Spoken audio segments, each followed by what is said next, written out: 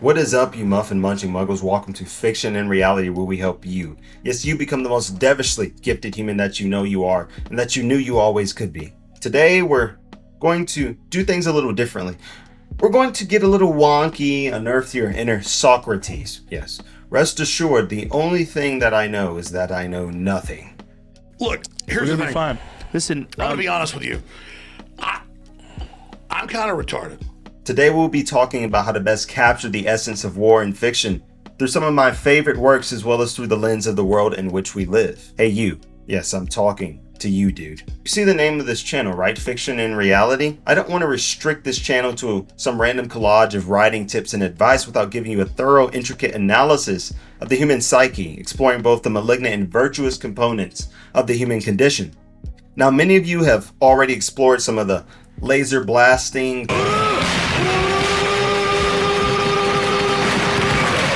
chopper chopping, Get to the chopper! Rambo stabbing over the top, exaggerated elements of war in a fictitious setting.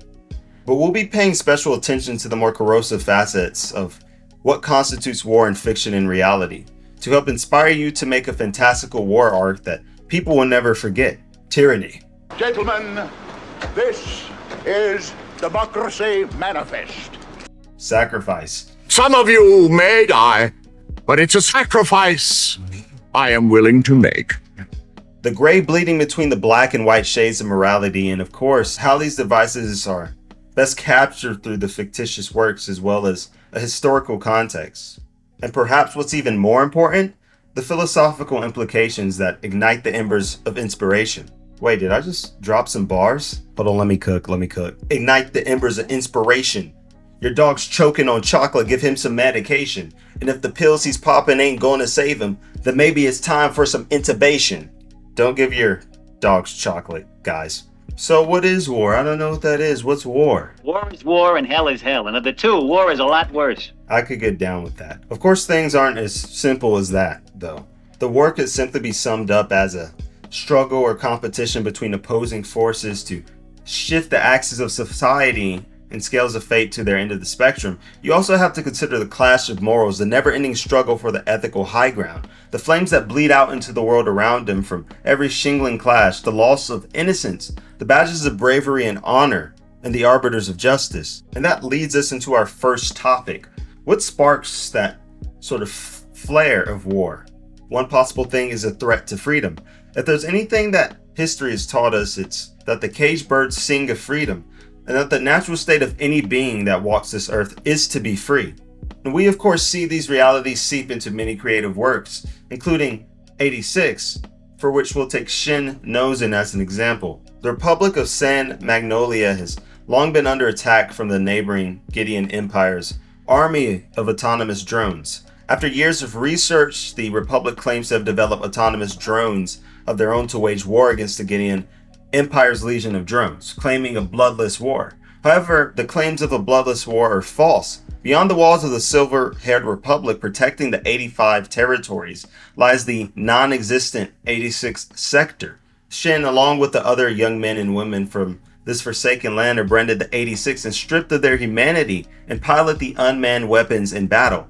Now you may ask, why would Shin and the 86 fight for the Republic, who have completely stripped them of their humanity and treat them worse than pigs of slaughter, as if their lives are worth less than a hive of ants? Well, the 86 fight in hopes of one day achieving a life of freedom and dignity. Their entire existence has been defined by oppression and discrimination, with the Republic viewing them as less than human. Fighting, even in a war where they're disposable, offers a small chance of breaking free from their role as mere tools of war and reclaiming their humanity. There's also the yearning for vengeance that some harbor against the Republic, which keeps the burning passion to survive afloat.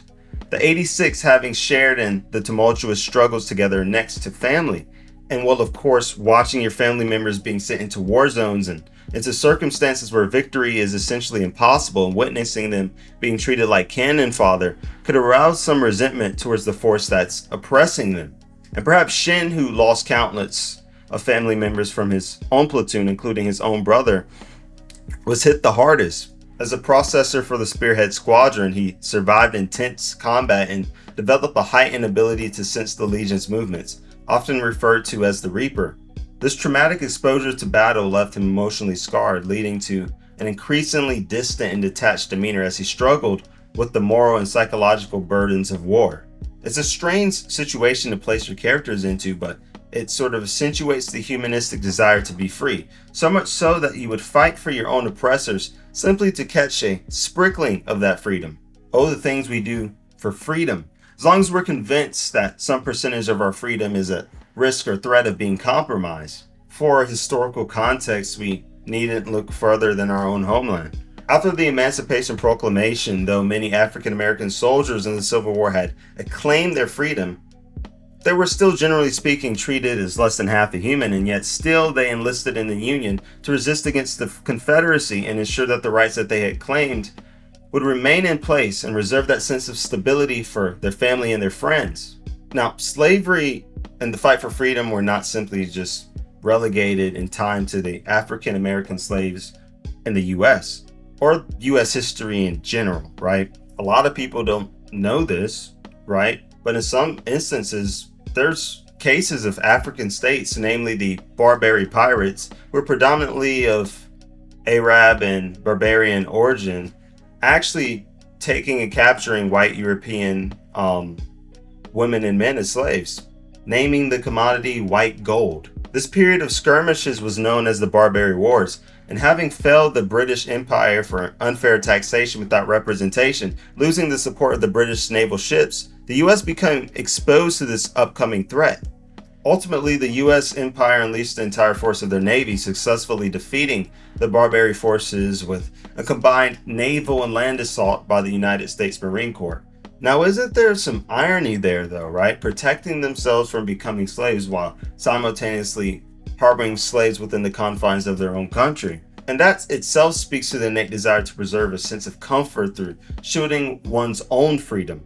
World War I, World War II, World War III. Hey, that hasn't happened yet, right? Most wars are fought for at least one tendril of freedom, and if you want a way to spark off the cannons and keep your audience's minds leering but thirsting for more, find a way to convince your characters that sovereignty will be compromised. Now keep in mind that this idea of freedom, that this idea of justice has ambiguity, a grayscale lens in which you view the world through. Convince someone that the barrels of their guns are pointing towards devils. Convince someone that they're doing the right thing. Convince someone they are saving the world, that they are saving democracy, and they'll turn into whatever animal or beast you need them to be. And on the note of doing the right thing, what is that? We'll explore that with Eren Yeager. Not for 10 years at least. Ugh, I hate that chapter. Now we all know that Eren Yeager fights for freedom, even so much so that he was willing to sacrifice himself, and then was resurrected into a bird. Okay, maybe that last part didn't happen, or did it? One could argue that there were two wars that Eren was fighting against. One against ignorance and the other against his own claims to vengeance. Eren's fear of losing his friends in the world to the Titans drives him to embrace his Titan powers, though what he wants most is to destroy them all. The Titans, the devils that trampled his home and devoured his mother. However, his views change when he uncovers the truth about who the Titans are, uncovering that the same blood runs through his people's veins, and that their war is not with the Titans, but rather the entire world.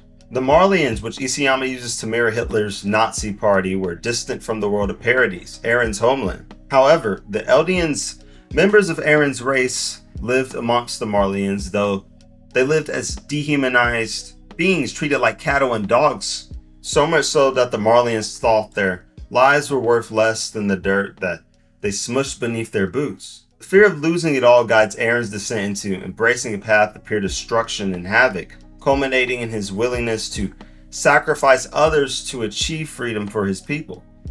Freedom, it's the reason Eren drove himself to enlist in the Scout Regiment in the first place, to enact vengeance on those he once perceived as beasts who were devouring his people simply for the sake of nothing other than gluttony, without any consideration for the lives of those they gorged upon like pigs, without consideration of his love for his mother, for the families of Paradis. You see these bands? They're the bands that Marlians forced the Eldians to wear. Undoubtedly, they mirror the brands of the Jewish star that Hitler and the Nazis forced the subjugated Jews to wear. The little mustache man, Adolf Hitler, subjugated Jewish people through a systematic campaign of dehumanization, segregation, and violence, which escalated into the Holocaust. Jews were forced to wear the Star of David, a symbol of Jewish identity, which the Nazis turned into a mark of shame to publicly identify and isolate them.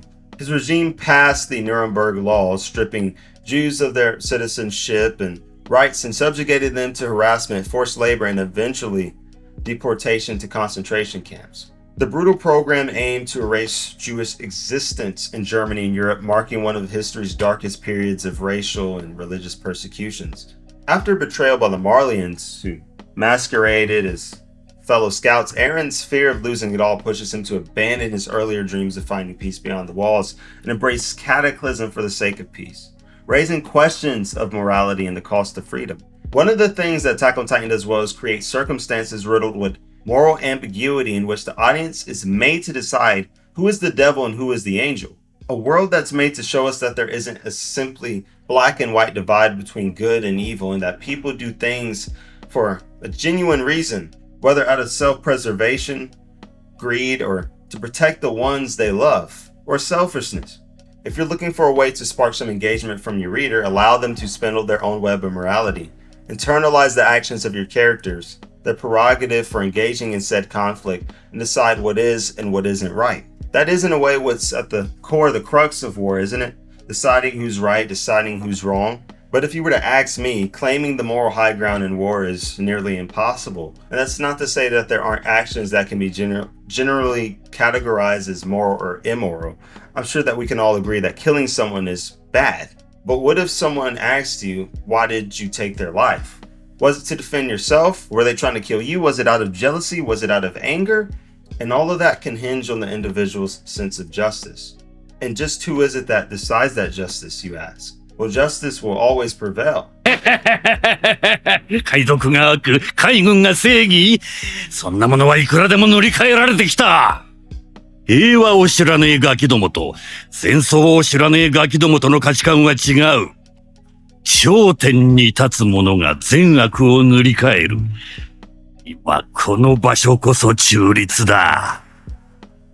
正義は勝つって？そりゃそうだろう。 Stories of war are always, at the baseline, kings and pawns.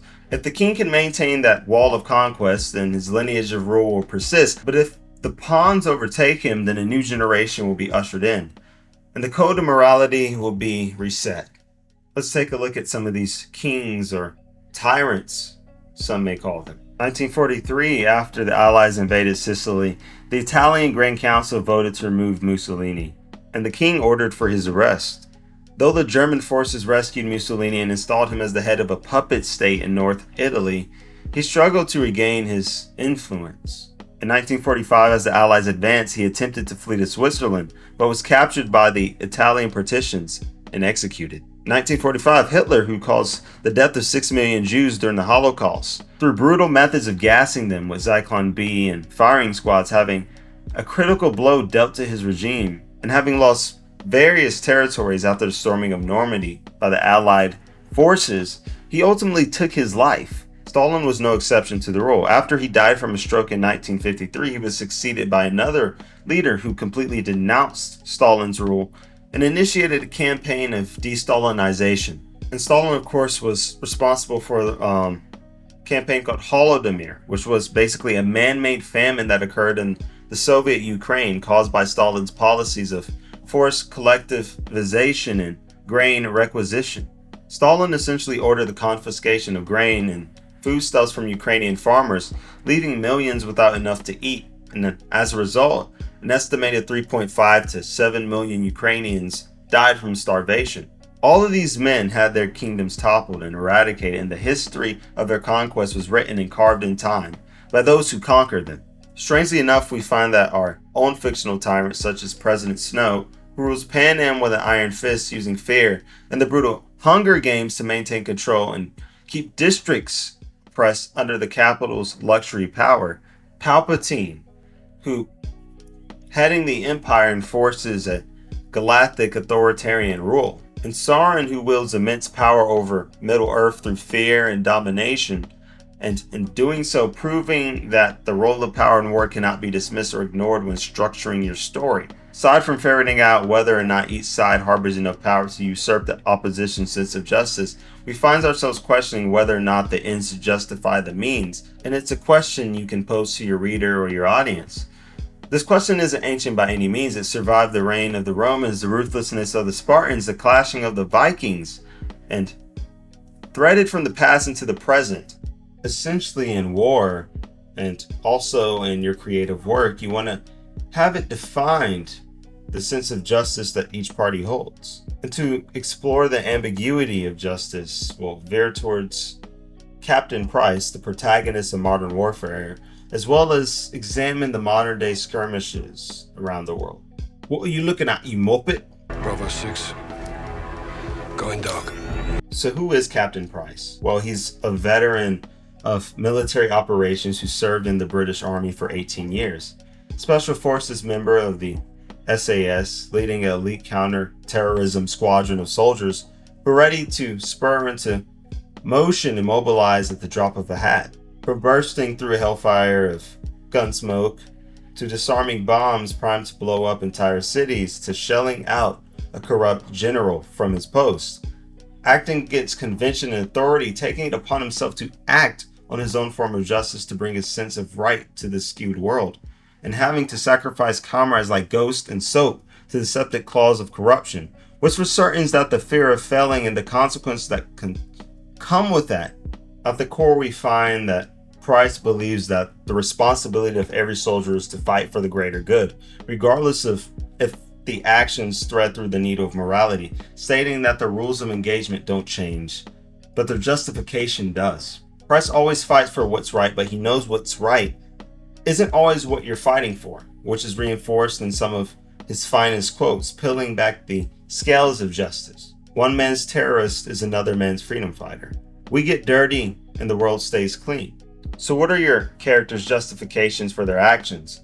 Every action warrants a reason, so etch their code of ethics into the page and have them act on them unapologetically, with passion and a bristling ambition.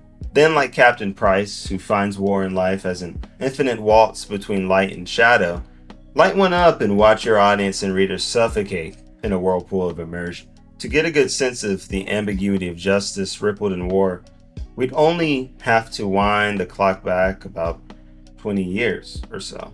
Many of us, including myself, have had family members who've dedicated the entirety of their being to protecting the country and defending what they believe to be in the best interests of the US. And they act on what they believe is the right thing to do, what they're told is the right thing to do. However, there are sacrifices, a price to pay for obtaining one's justice, and history is the only rail we need to confirm this. Osama bin Laden destroyed hundreds of innocent lives for his own sense of misplaced justice. He stated in one of his letters to the American people that the United States' support of Israel and interference with the uprising of the Palestinian people from Israel's occupation were his motivation, preventing them from reclaiming what he believed to be a historical rite of passage. He states that the expansion of Israel is one of the greatest crimes, and you are the leaders of its criminals. And of course, there is no need to explain and prove the degree of American support for Israel. The creation of Israel is a crime which must be erased. Each and every person whose hands have become polluted in the contribution towards this crime must pay its price, and pay for it heavily. Now, what do you think 9/11 sparked off? Do you think it muzzled the voices that opposed him? Do you think others sequestered their justice? No, it only spun the dial of the cycle of hatred forward. A cycle in which the very foundation of war is built. Cycle of hatred, it seems to be a resurfacing theme recurring both in our everyday lives as well as the fantastical world of fiction. We're both just ordinary men who have been driven to seek vengeance in the name of justice. And if one comes to call vengeance justice, such justice will only breed further vengeance and trigger a vicious cycle of hatred. There's a saying that when you pull a gun on someone, you better use it. Whoa, calm down, Jamal. Don't pull out the 9. Unless you completely eradicate your opposition or cripple their numbers to the point where any hint of rebellion would mean extinction and they're aware of that. You can't simply steal something precious away from someone without expecting some visceral response or retaliation in return. Think back to Eren Yeager, who, consumed by the hands of vengeance, initiated the rumbling in what the army of colossal titans that broke away from the walls of Paradise snuffed out 80% of life on Earth. As long as there's enough people in mass who remember the point of provocation, who remember that what they've lost, and are loud enough so that their voices can be heard, there will always be those with the spirit to rebel, and despite the losses, that will push forward to avenge. And the US pushed forward into the Middle East with what they believe was a hard iron sense of justice. We believe the vengeance to be justified, and that they were of course fighting for something right and just, and in my opinion they were. Convince a man that he's doing the right thing. Convince a man that he's working in the best interests of his country and family. Initial objectives were simple: dismantle the Al-Qaeda and capture and kill Osama bin Laden, but it turned into something else. Convince a man he's doing the right thing. In March of 2002, with the heavy US presence already in Afghanistan, the administration starts gathering intelligence on Iraq's alleged weapons of mass destruction, while also ramping up rhetoric around Saddam Hussein's regime. Suddenly, the attention gradually shifts from Afghanistan to Iraq. Looking back, many speculated that the invasion of Iraq was based on the premise of these weapons of mass destruction, and that this premise was merely a red herring. 2005 to 2008 and pushing onward, the claims of weapons of mass destruction were still unfounded. According to the Department of Defense, over 4,400 American soldiers were killed in Iraq between 2003 and 2011. The deaths resulted from IED, sniper attacks, and other forms of violence. More than 32,000 American soldiers were wounded, with many suffering life-altering injuries. I imagine that many patriotic soldiers felt some sense of duty to overthrow the brutal dictator Saddam Hussein, who weaponized toxic gas against his own kin. And who wouldn't? Many soldiers felt that they were fighting to promote democracy, helping rid Iraq of the tyrant.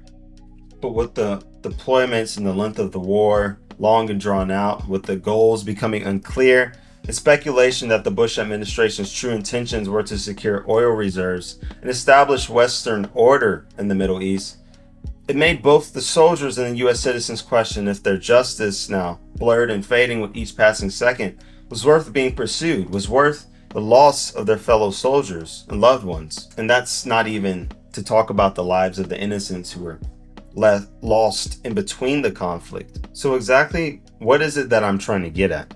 Once again, the fact that justice is not simply black and white, that it's possible even for your sense of justice to lead you into a pit of shadows. The war does not come without sacrifices, those which are not simply restrained to famine from roots stripped up by the bombs and soil suffocated by gun smoke.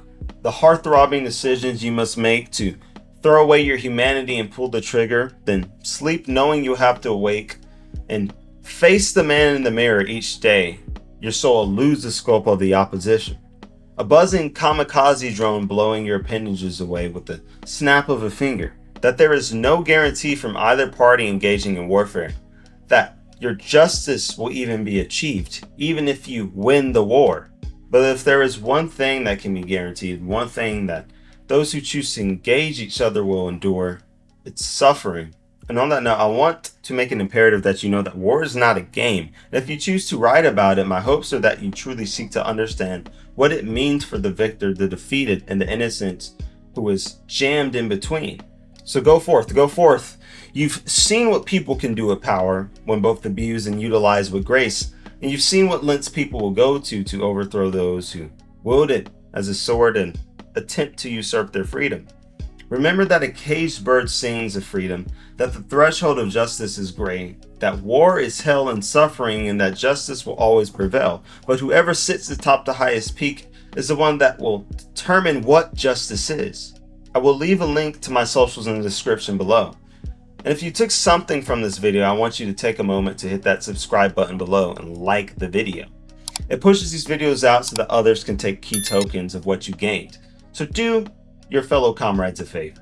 And with that, remember, if ever you're lost in the forestry of words, strip your mind from fantasy and look to the window of the world, and there your mind will run free.